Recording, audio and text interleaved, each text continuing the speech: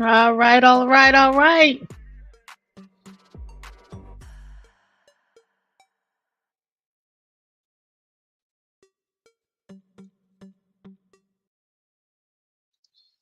All right, people. All right, people. I don't know what's going on with StreamYard. When I tell them a time, they pick the time that they want me to start instead of picking the time that I want to start. So,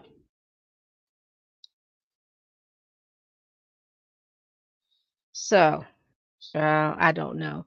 Good morning, good afternoon, and good evening. This is Pamela, and you are watching Pam Entertainment TV, where we review movies, television series, and incidents in pop culture just to see how those incidents may or may not affect our daily lives. Listen, if you are in here and coming into the broadcast, your interest fee is to hit that like button. Once you hit that like button, you can also hit the subscribe button. Once you subscribe, you'll be open to a plethora of movies and television series that I have reviewed, and also my pop culture chats. All right, are we ready? Are we ready? Let me see, because I know y'all want to see me like I want to see you. Good evening, y'all. Good evening. All right, we are here. Trial watch day two. A lot of things happened, a lot of things got done. We have jurors, not potential, but we have jurors. We have six jurors and two alternates, which is a good thing. Three women, three men. That's supposed to say three men. And we have two alternates, one man and one other. So it's basically four women and four men that are going to be here in this case, with the two alternates being there just in case something happens to one of the other jurors. So we have a jury picked. Mm. You thought the trial was going to start tomorrow, but absolutely positively not. Judge Gaffey, he must have weekend plans because the trial will not start until December 4th, which is Monday. And that's when we'll have our opening statements. Y'all ready? Because that's the part we're looking forward to. That's the part we are looking forward to. That's the part that we are looking to see what's going on. I understand, and I'm going to read an article about it. But I understand that some of that prejudicial evidence, whatever that is sealed. It's not going to be brought out. So that looks like Jonathan Major's team won that argument. Not really sure what all that information was, but it's not going to be entered into. Uh, they had closed hearings today because our court reporter, and shout out to Megan Cuniff, who is the plug, who graciously have been letting us know who her colleagues are, who are reporting from the courtroom in New York. And so I've been following a few of them. So shout out to her for plugging these. There's two ladies and one man. But shout out to her. Shout out to Flavio, because Flavio be on it everywhere I go. If I see something new, I'm like, oh, let me click on this. Shoot, Flavio is already there. But shout out to you. Shout out to you. All right. So what we're going to do is we're going to get into this article and then go over some of the court reporters' information. Now, I will tell you this: from looking at the court reporters, they are 95 hot because they want to see what that evidence is that's sealed. They had a lawyer in there arguing to have that information unsealed, but Judge Gaffey was like, no, that's not what we're doing out here. That's not what we're going to do. So, what is that information? We do not know. Will that information be revealed after trial? I don't know. I don't have a clue. So, let's get into, let me share my screen, share my screen. Hold on before I do that. Hey, Danielle, thanks so much for watching. Appreciate it. Hello, Zangbeto. Thanks for watching, and hello, hello, hello. Let's get into this. Let's get into this.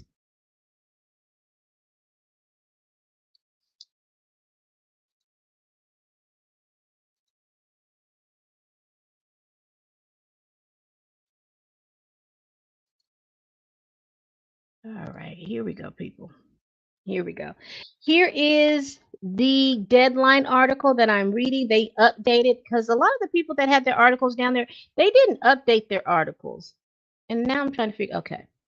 They didn't update their articles for us today, but Deadline did. And this is written by Sean Piccoli and Dominique Pattern.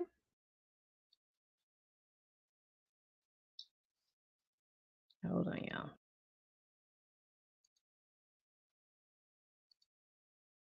All right. One moment.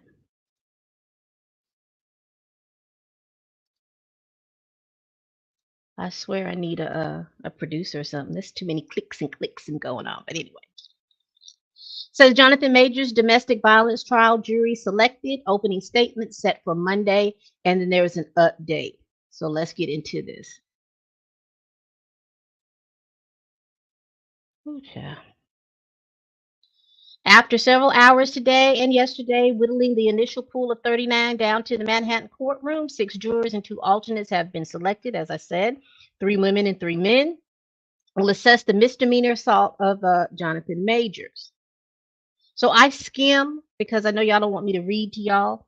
The trial will not start tomorrow. Like I said before, I think Judge Gaffey got him a good date this weekend, or maybe a good round of golf, and he is like, not tomorrow, not on Friday. Mm-mm. If found guilty, okay. Instead, the lawyers, Judge Michael Gaffey, and the jurors are all back at 10 a.m. Eastern Time on December 4th for opening statements. So if you're Central Standard Time, that will be 9. If found guilty, Majors could face up to a year behind bars for the March 25th incident. Let's see.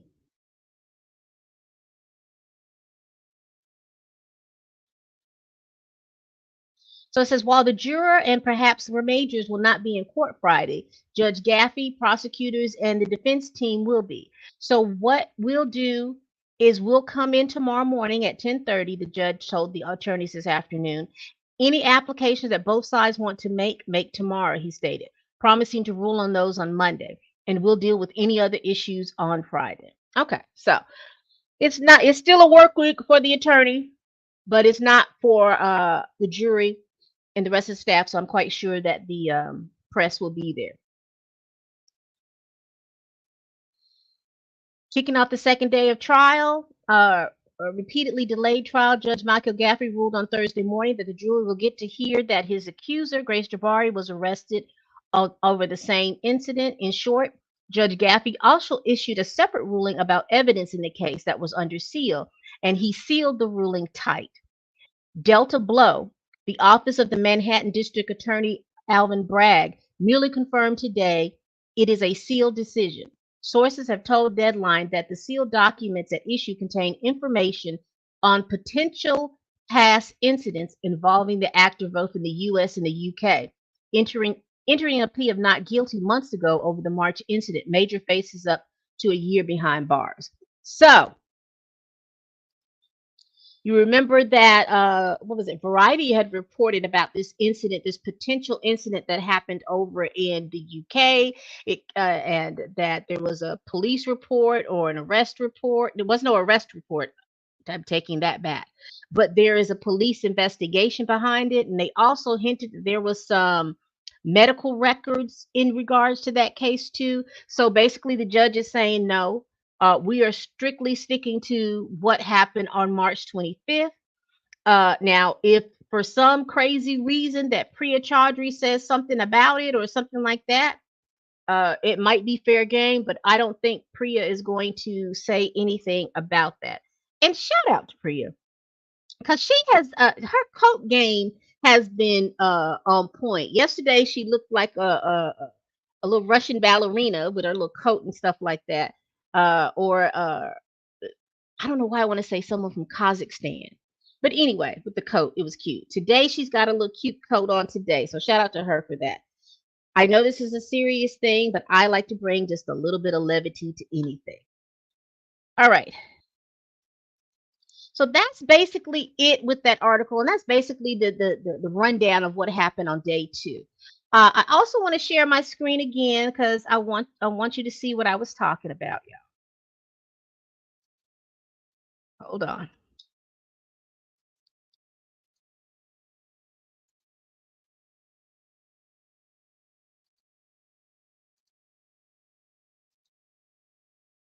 All right. It's gonna loop. This is Emily Parker. She's with People Magazine, and she is a court reporter in the court. I'm gonna make this bigger.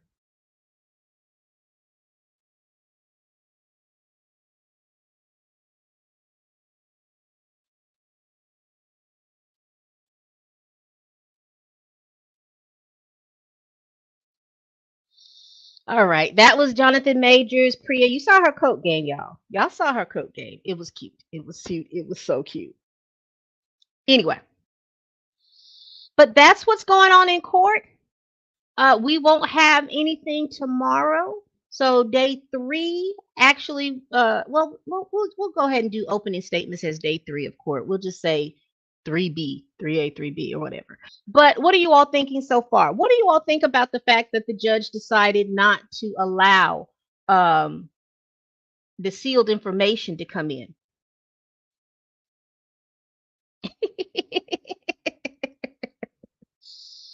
Hey, I need one. I truly do. How you doing, Chill?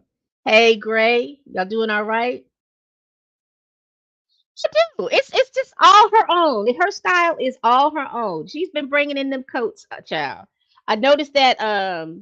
I think it was it the September hearing, the October hearing. She started wearing those coats. She started wearing her little jackets and her little coats, and so she's looking cute. So, what are you all thinking about the judge's decision today to keep all of that information sealed? Uh, just from looking at all the stuff, I think it's a good thing because all of this stuff came about with no tangible proof. I can't say it happened. I can't say it didn't happen. But what London is saying is that there was an incident reported. It's under investigation, but we don't have enough. Basically, they don't have enough cause to arrest anyone. And so you can't go around here saying, "Oh, well, he's been this in London," when the London police haven't done anything. They have not made any movement on that in over a year. That was September 22nd. That's over a year ago. And then these potential ex-girlfriends who said that he was, where are theirs? Did they report it to anyone? Did they report it to a domestic violence shelter? Because that counts. Did they report it to the police? Did they report it to a friend? Did they report it to a priest or rabbi? Did they report it to their pastor? Who did they report this stuff to? Or is it, I'm not going to say up and out in the wind, but and I do know that once one person comes forward, it does trigger people to get the courage to come forward. But what I'm saying is,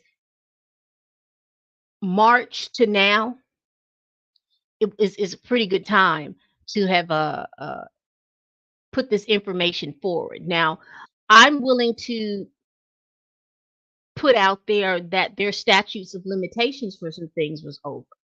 Is what I'm putting out there. I think the statutes of limitations of them reporting what happened to them is over because I think the statutes of limitations for certain things like misdemeanors and things like that is like a 2 or 3 year thing in New York. I was reading about that when I was reading about how the prosecution has a number of days that they have to adjudicate a case.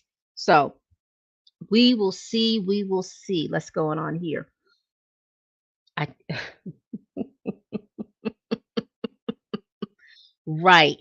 Cut it all off. No tape players, no DVD players, no CD players, nothing. He even cut the TV off. He is not playing with them and he's not trying to he's not allowing them to throw the whole kitchen sink at him.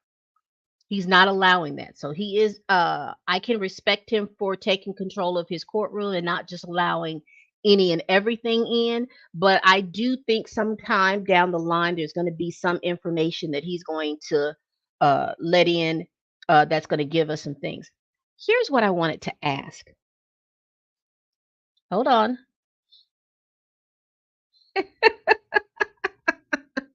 I was about to say, are you still in New York? We might need you to go to the courtroom, but you're in Florida. But okay, okay, okay. First of all, London isn't even in New York's jurisdiction, so they're trying really hard to prejudice the jury. That is a excellent point. It is an egregious reach and goes far against evidentiary rules. That is just the greatest point. Like, what does that have to do with this, particularly when the people over there in jolly old England aren't even pursuing the case? That, that was a stretch to me, but I think bringing that information out was to stir the public. That's just what I think. Just like Priya and her team bringing all that information out with Jonathan Majors was to stir the, to stir the public, because it's going to get to potential jurors. They say his pressing charges against disgrace. Listen, between you and Chill, y'all have all kinds of names for that woman. Was retaliatory, but her trying to bring up something from a whole other country isn't true. And also, one of my subscribers brought up too. Did she turn that Rolex back in? Because even if you were not going to talk about the DV incident, what about the theft charge? I mean, you're not going to investigate a theft charge? I don't understand. Because there was two separate charges. There was the DV charge and there was a theft charge. She stole watches, phones, and some money. If I'm not mistaken, y'all correct me down in the comments. Can't wait for Disney to make this. Disney has a lot of problems of their own dealing with a certain segment of people. I don't think they're gonna make this a movie. Woo, child. Witch hunt. I think it is, because if you have not, go back and watch any and all my videos in regards to this case, and particularly laying out the information as we had it laid out to us. Because one of the things, and I pinpointed all of these charges when we're talking about, like, keep going back and I keep harping on it, and I probably will continue to harp on it. All of those charges, those initial arresting charges, were dismissed.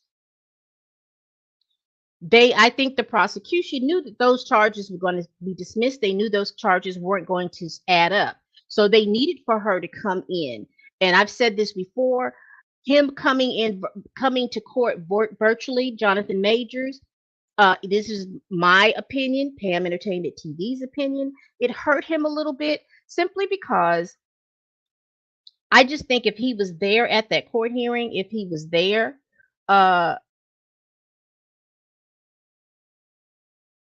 sorry, y'all. Again, I need me a producer or somebody to work all these buttons. But I think that if he was there, may or may not, I'm not saying that he would have been intimidating and she wouldn't have charged, but I do think it's kind of suspect that at 9:15 she fills out an affidavit, then skedaddles, and then at 10 o'clock they go in. Oh, we're dismissing all of these charges. However, we have a new affidavit. We pressing these new charges. These are the charges that we're moving forward to. So had she not pressed any charges, like I said, that's her right to do whatever she needs to do. That this case was going to be dismissed. So if it looked like it was going to be dismissed then, I don't know why it wouldn't be dismissed now. But I am no lawyer. I'm just speaking from my opinion. Oh, well, you know what? Listen, let me know. I'll buy you some food. Fly up there and sit in the courtroom and let us know what's going on.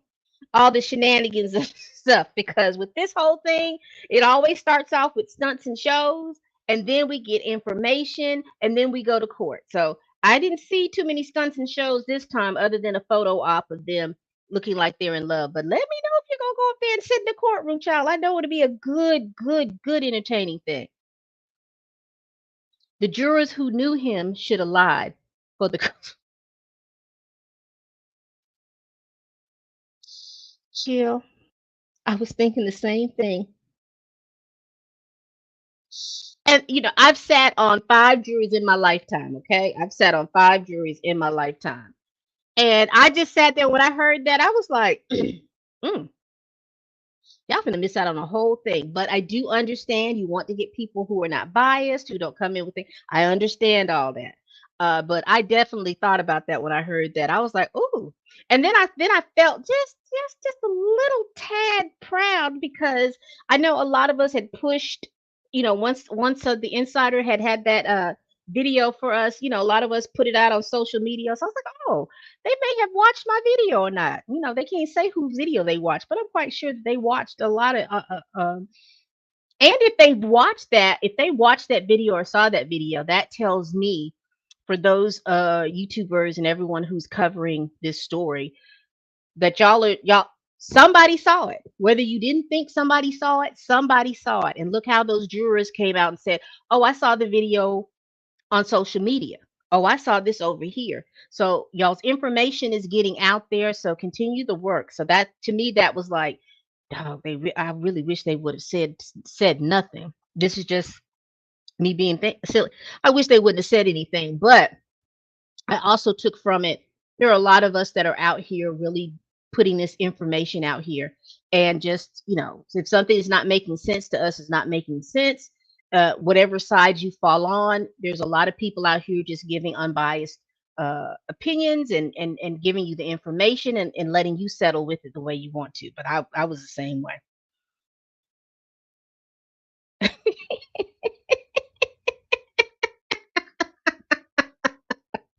Yeah.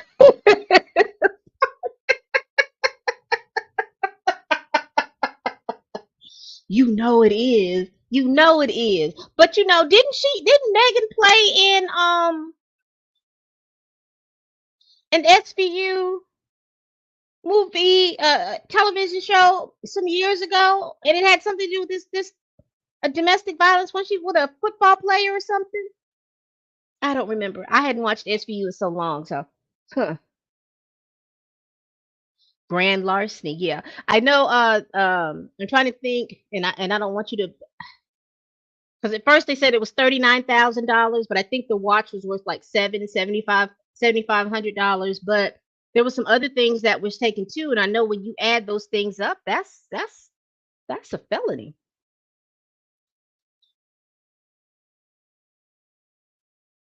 I skipped something. Showmonger, my bad. Okay. You had one job. Okay. I agree. I was frustrated when he kept going virtually, but I'm hoping it was because he was working. Because honestly, it's probably the only way they could have allowed that post pandemic. I don't know. I don't know. And hear me, and maybe I'm thinking in too deeply for this. I understand that the state will, if there's a need for a witness to come and be housed or something like that. But if the accused can come virtually, why is it that she couldn't be at a room at the Met with her attorney and be virtual as well? Because I'm still, if y'all was in New York, you all let me know, is that something common to pay for someone to fly out 7 or 8 hours from a different country to come and testify in a misdemeanor? This is not like the YSL trial or something like that, when you talking about RICO and all of those types of things, even though that's a state RICO charge. But even so, if they had to get somebody who was intrinsically involved in that case, and they lived, like, say, in Miami or something like that, then I can see that. But that's for if that YSL trial is for a felony. I just don't see all of this for a misdemeanor.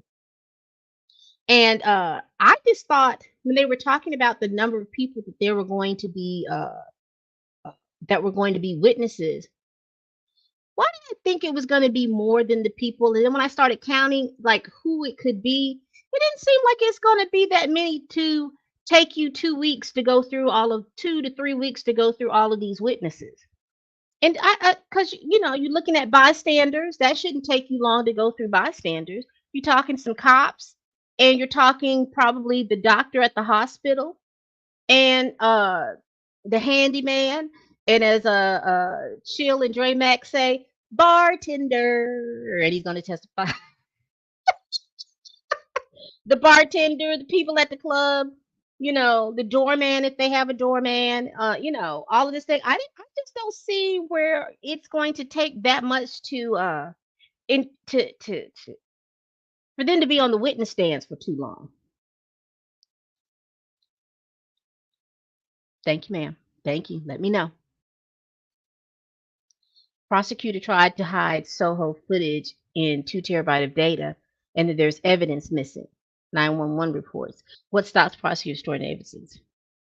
Well, baby, I hope it would be that they don't want to be sitting in the jail along with a whole bunch of folks. I hope that. But I will say this. What is interesting to me is that I think it was either Rolling Stones or the Variety article where they talked about the prosecution saying that when three of them were asking for the 911 reports, the I guess the calls and all of these little different things, they were like, no, there is no 911 call or anything, and the 911 call had to do with a cab with the that was down the street, and the police were there to work with them. So you mean to tell me that there was a cab driver who reported whatever he reported? He is down the street, and the way they talk about it, it wasn't that far. And you mean a police officer was there when hands, feet, knees, toes, and chest were being hurled in the middle of the street, and nobody saw it, and the police didn't see that? That's interesting. I would love to see that report. What did that officer have to say?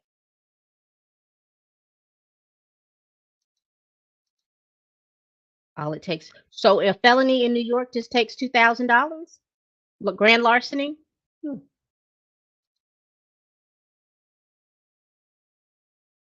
that's true. So you let me tell it. She came in, she signed that thing, she got on in that plane, and she left. She skedaddled. She straight skedaddled. He might not ever see that Rolex. She probably pawned it because now all of a sudden she's indigent. But that's cool because I don't have enough money to be flying back and forth to London to New York, but she's done it before. Manhattan DZ all pays for her trips to New York. So is she here or no?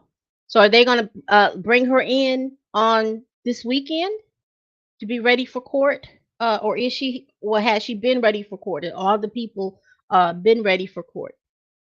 Because that's going to be something. Because he's going to be in New York for a while, and I know they're not supposed to be near each other. I hope they don't see each other in the street. I know New York is dense, but it's not a big. It is a dense place where there's a whole lot of population there. But New York within itself is big, but not that big that you might not run into somebody. Mm-mm. All right, y'all. I don't have any more. That is basically what has happened. We will see on Monday. We will see on Monday. So we have the jury. They didn't tell us the makeup of the jury other than they were men and women. I didn't know if they didn't give us their racial backgrounds or not. I would be curious to see that because I think I told you all yesterday the breakdown of, in my opinion, the breakdowns of who would be a better juror for the prosecution and who would be a better juror for the defense. So check that video out. All right, people. We do this every week, and it looks like we're going to do this every day until this trial ends. Please tell your friends, tell your kin, tell your coworkers, tell that heifer you can't stand that I am over here making these videos. And as always, people, thank you so much for watching. I appreciate it. Please subscribe, and bye-bye.